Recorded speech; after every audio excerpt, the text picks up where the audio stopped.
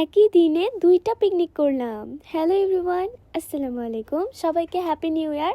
একটু দেরিতে নতুন বছরের প্রথম দিন উপলক্ষে আজকে আমরা গ্রিলের আয়োজন করেছিলাম আর পুরো এলাকা মিলে একটা পিকনিকের আয়োজন করা হয়েছিল। প্রথমে মাংসগুলোকে কাঁটা চামচ দিয়ে ভালো করে কেচিয়ে নিয়ে এক এক করে টক দই, লেবুর রস, মরিচের গুঁড়া, লবণ, চিনি আর সরিষার তেল দিয়ে একটা ভালো কন্ডিশনে নিয়ে আসবো। এর ভিতর সয়া সসও দিয়েছিলাম।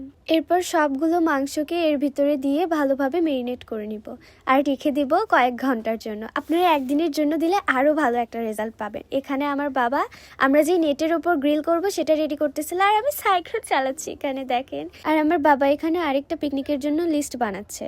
তারপরে লিস্ট দেখে সবাই বাজার করে নিয়ে আসলো, চুলা খোঁড়া হলো, কাটাকাটির কাজ শুরু হয়ে গেল। আর আমি এখানে চুলা ধরাই দিলাম। তুলে দেওয়া হলো আলু সিদ্ধতে আর সবজি, এরপরে গোস্ত, আলুগুলো ছিলেও নেওয়া হয়ে গেল। আর ওই দেখেন কি সুন্দর চাঁদ উঠেছে আজকে না।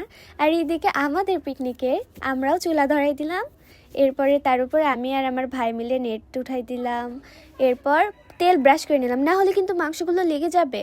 এরপরে আমি সবগুলো গোস্ত এক এক করে দিয়ে দিলাম। দেওয়ার পরে ওগুলোর উপর দিয়েও তেল ব্রাশ করে দিলাম যাতে ভালো একটা স্মেল আসে। উল্টায় দিলাম, যখন এক পাশ হয়ে যাচ্ছিল আরেক পাশ করে দিলাম। এইভাবে এক এক করে সব মাংস উল্টায় দেওয়ার পরে আমরা এটা হওয়া পর্যন্ত অপেক্ষা করলাম আর পুরো ফ্যামিলি বসে থেকে গল্প করতেছিলাম।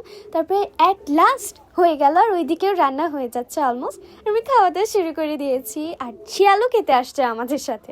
এরপরে ওইদিকেও রান্না হলো, ভাগ বাটাবাটি হয়ে গেল।